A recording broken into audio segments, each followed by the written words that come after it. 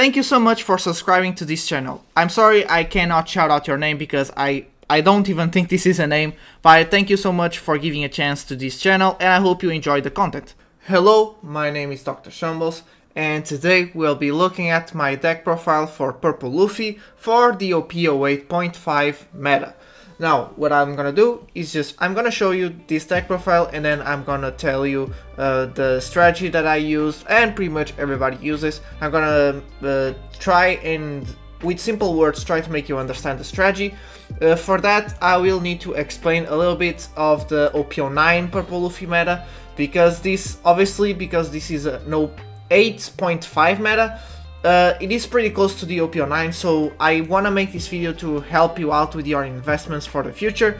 And in case you guys grabbed the starter deck, hopefully you grab two. You should always grab two. So let's try and understand the deck. First of all, let's get the most obvious out of the way, which is Zoroark, Luffy Taro, and Sangoku.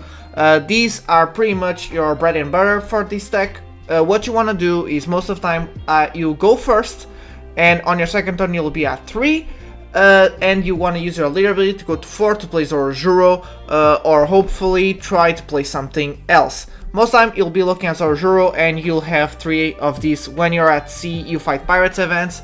Just try to help you out always to follow Zoroark on your second turn.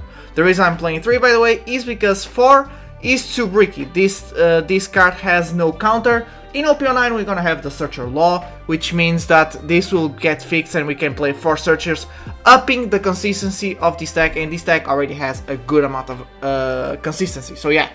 So, second turn we wanna go to 4 down, play Zoroark, and hopefully grab Luffy Taro or something to play with Luffy Taro. It needs to be a 5 cost or less purple Straw Hats from hand. This means we can play another Zoroark, Sangoku, we can play a Jinbei, we can play a Nonami, which are your targets. This will be for your third turn, where you are going to be at 6 turn. You're going to take another life with your little bit ability, putting Luffy Taro on the field hopefully, and then you'll play one of these.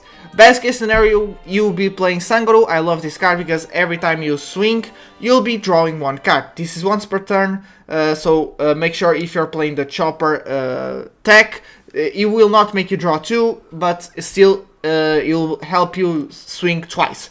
So yeah, this is the best case scenario, is you play Luffy Taro and then you have Sangoku, which on the next turn will swing and give you an extra card.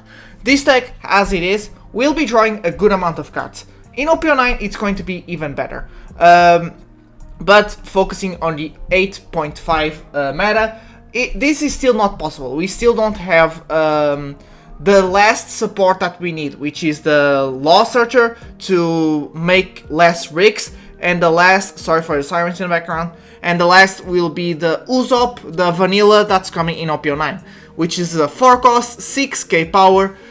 This pretty much, with the addition of this Usopp, pretty much makes that you just can't whiff. Like, you always have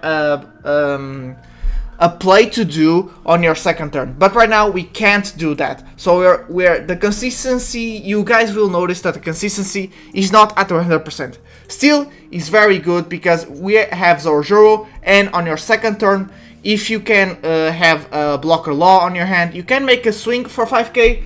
Your opponent, if he is distracted, will take that first life. Most of the time that will make him be at 7 cards in hand, which then will help you to use your ability going to 4 down, which will then catch your opponent off guard by playing Law and then making them discard 2 cards, which is really nice. This is pretty much the strategy. It's pretty simple. In OP09 we're going to be more of a mid-range, but right now we don't have the other cards that are complementing the deck to make this deck super consistent. And pretty much you can, in OP09 you're going to have like 10 cards in hand really easily, which is going to make Blue Pudding your biggest enemy. In this version you still reach like 7 to 8 cards really easily, so watch out for Pudding nonetheless. But we need to be more explosive on the 8.5 meta, which is why you're playing this Kaido. This Kaido is pretty much, you try to play for Luffy Taro, again, he's the priority here, but there'll be a time when you reach the 9 and 10 down, and then you play Kaido to have the rush swing, and you have removal. This is very necessary in 8.5. Once again, in OP09 we can go a bit slower because of the consistency of the deck. We'll just be swarming the board really easily, but right now this might not be the case, so having that explosiveness with the Kaido is really good, and that's why I'm playing 3. So I played everything. Onami and Jinbe is just to make sure I have targets for Luffy Taro. Onami is it's an incredible card, and even in OP09 I'll be playing 2 of her. Pretty much, like, it's guaranteed to get your effect off. You need to have 8 or more done, and then trash 1 card and draw 2, making you go up even more on hand size. But yeah, even so, worst case scenario, you are playing her as a blocker with Luffy Taro, which is still annoying to your opponent, so she always gets value, and it's really nice. Jinbe is at 2, again, it's just to make sure if I have Luffy Taro on hand, I have a target. The rest is the 2k counters. What I want to explain more is this Kamasu and the Jinbart. Now, in a perfect scenario, this Jinbart and Hitokiri Kamasu are 4 Bond Clays. So if you have 4 Bond Clays, just remove these 2 and add 4 Bond Clays. Right now, I'm not gonna expend the money. I don't think it's really needed, so I'm playing these 2. Jinbart is just in case and if you're playing Bond Clay, will be the case as well, is for you to ramp up a little bit faster if you don't fight Luffy Taro, and you don't need to take 1 life, you know, which will make you close to endgame, which sometimes is not the best idea. But this Jinbart is at 2 because I don't have Bond Clay, and I pretty much only use him when I use Kaido. So you play Kaido, Kaido takes away a lot, takes 5 Dawn, and next turn you're pretty safe to play Jinbart, which will pretty much ramp you all the way up once again, and build up a body. So yeah, it's nice, and he's not a brick. It works as a tech card. Kamasu, once again, if you don't have any, this will happen like almost never, but if you don't find the Zoro on your 3rd turn, you can set, on your 2nd turn, you can set up Hitokiri Kamasu, so maybe on your next turn you can still go for the Luffy Taro, and this can KO somebody. Most of the time I saw that this is better at KOing the green, for the green color. They play a lot of low cost blockers, and they have the Bonnie Searcher, which pretty much is very annoying if you're playing against the Bonnie leader, because the Bonnie Searcher pretty much can, at the expense of 1 Dawn, you can always search, and sometimes you don't want to spend your swing onto that searcher. So having a Hitokiri Kamasu already on the field will help you to get bypassed by her leader effect by just playing a Luffy Taro. -1 Dawn, this will trigger Kamasu, take away that searcher, which will then make more pressure on your opponent because he needs to choose.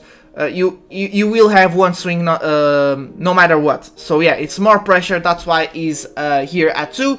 Is for that very specific situation, but 95% of the time he's just another 2k that's not searchable, which is fine.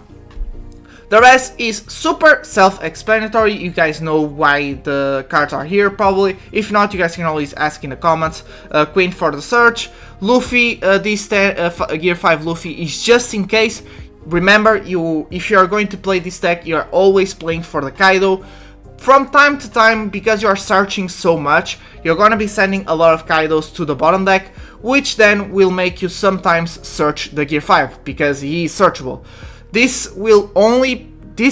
You won't be using him 70% of your games, but from time to time again, you'll be bottom decking a lot of Kaidos, and having this card just to finish game is good. That's why I'm playing only 1. The ratios, I think, are completely good.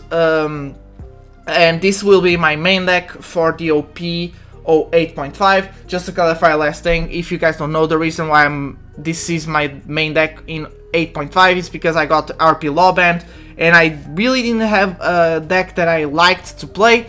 So pretty much I was just playing because I still like the card game, but now I finally gonna have a deck that I love using once again, so I'm really excited to come back. Thank you so much. This was more of a short video just to demonstrate my deck profile. Hope you guys enjoyed. I would incentivize you to try out the deck. I think it works really well. Once again, remove Kamasu and Jinbart if you have 4 Bond Clays. Just play with the 4 Bond Clays. It's gonna work much better. Trust me. Thank you so much for watching. I hope you guys enjoyed.